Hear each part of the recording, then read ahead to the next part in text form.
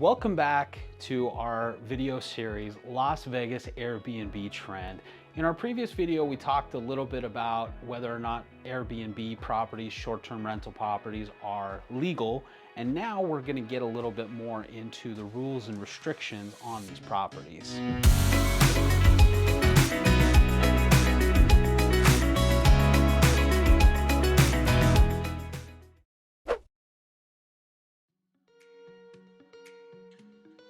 Then I remember you mentioned last time in our video that there's a lot of legal requirements and restrictions in order for someone to do Airbnb here in Las Vegas, but I still see a lot of properties listed on Airbnb. Can you tell me a little bit more details about how to get approved to do Airbnb? It's a very valid question, and it's one that we get a lot. Before you really get into the rules and regulations in the area that you're looking at, it's important to understand that there are different areas in Las Vegas. A lot of people think that all of the Las Vegas Valley, the Strip, Summerlin, Henderson, all of that is part of Las Vegas, but it's important to understand that there is some distinction.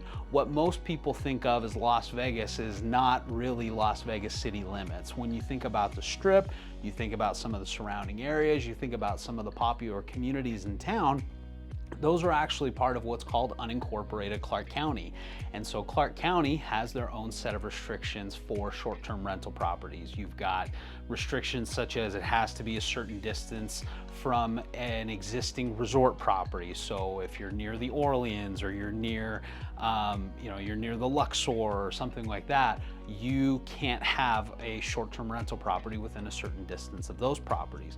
But you also have to make sure that you're more than 1,000 feet away from the next nearest short-term rental property in Clark County. So there are a lot of restrictions, there are permits that you need to get, there's a license that you need to get, and not everybody that applies gets approved.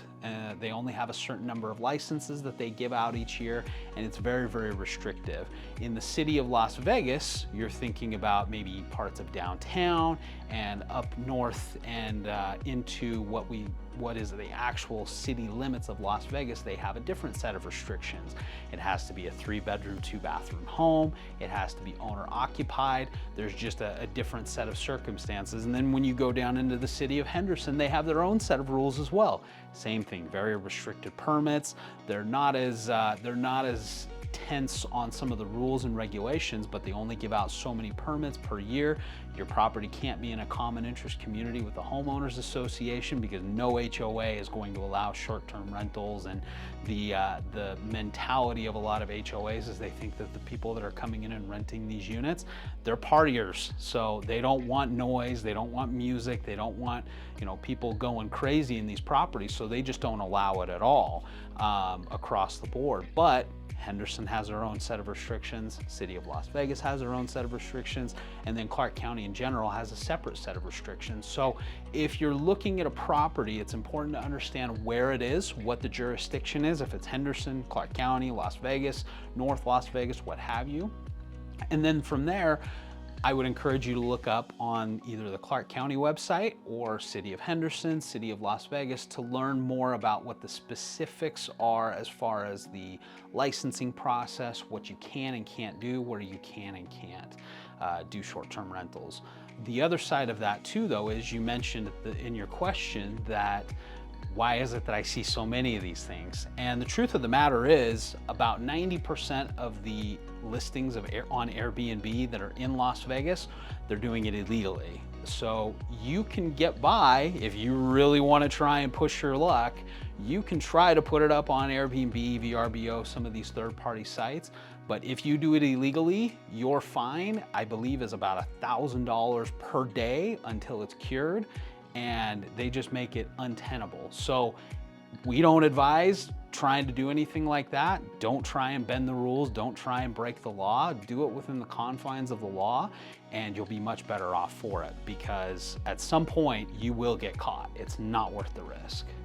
I think it sounds very complex, and with that in mind, when do condo hotels come into play? How is that a good option for someone looking for short-term rental property here in Las Vegas? With condo hotels, you don't have some of the same challenges and hoops to jump through that you do on a regular short-term rental property, like a house or a townhome or something like that in the Las Vegas area.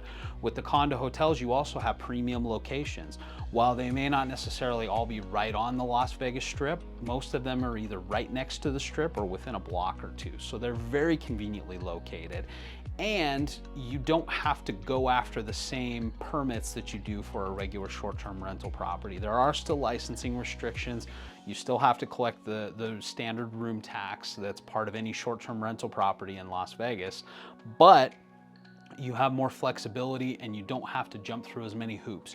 You could purchase a condo hotel unit and start making money from day one through either the rental program that they offer or other rental options. So we'll get a little bit more into the details of that in our next video, but condo hotels in general are a tremendous alternative for people that want a short-term rental property in Las Vegas, but don't want to have to jump through the hoops and the legalities and compete with other potential buyers and owners for a short-term rental license like you do in most of the rest of Las Vegas. Condo hotel sounds like a great solution. I would like to explore a little bit more in our next video about which condo hotels are Airbnb approved and of the regulations on those properties as well. That sounds good.